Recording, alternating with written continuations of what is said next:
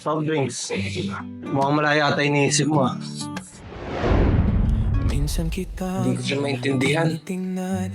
Ang gulo niya. Nagano siya sa akin, hindi man lang sinasabi kung ano nagawa kong mali.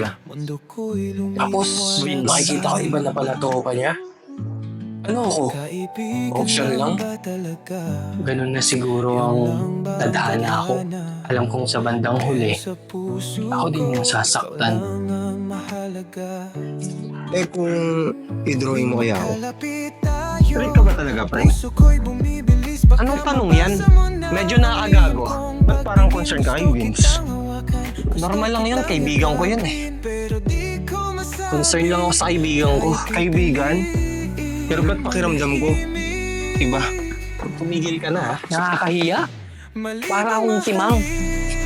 Nagagalit ako ng walang dahilan. Ayun! Alam nyo, mas maganda kapag magkakasundo tayong tatlo. Mas maganda kapag trio, di ba? Tama? Di ba?